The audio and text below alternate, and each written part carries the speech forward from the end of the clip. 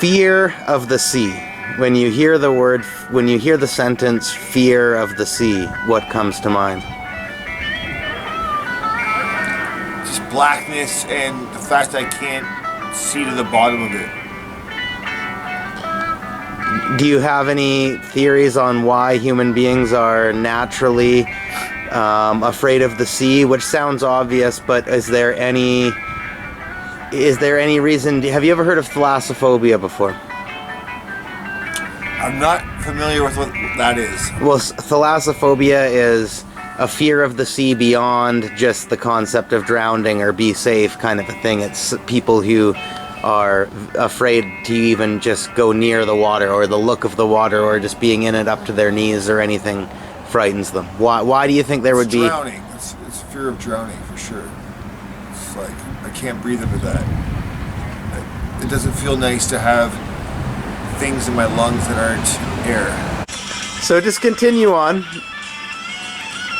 Well, Jaws. Jaws is terrifying.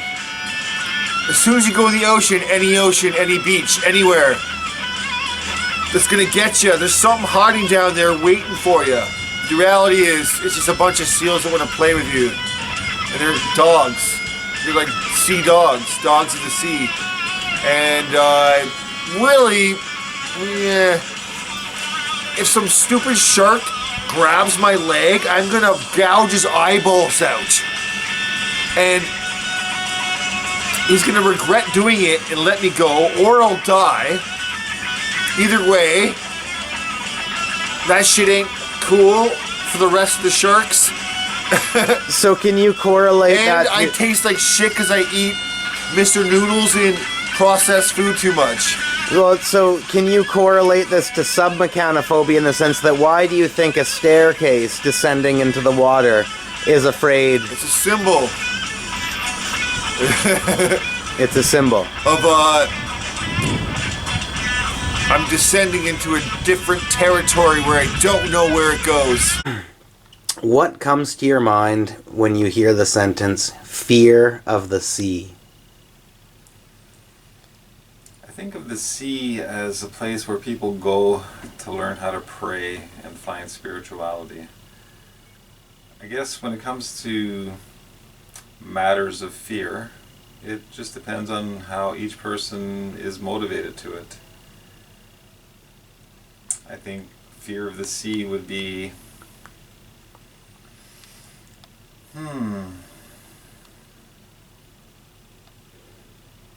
probably fear of the unexpected, fear of loss of life, loss of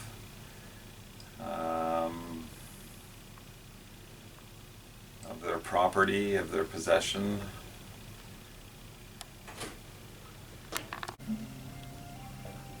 So it would be helpful though to me if you did ask just the question again, because I think that's something that it helps. That's a way of structuring me. Okay. What comes to your mind when you hear the sentence, fear of the sea? Yeah, there's no question. The first component that I look at is just the fear that exists in people until they face it.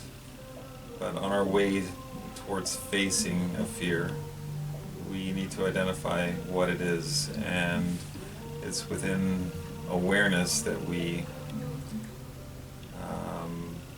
find our way out of, these self-inflicted prisons. I'm thinking of a quote from P.J. Reese's book, Story Structure, where he says that our minds have cunningly installed blinkers against discovering love's true nature. The blind spot, it turns out, is actually protecting me.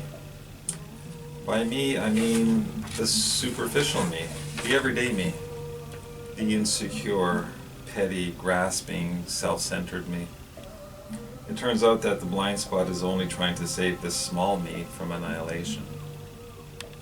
And it's only by facing this annihilation over and over again that we discover that what remains is our true self.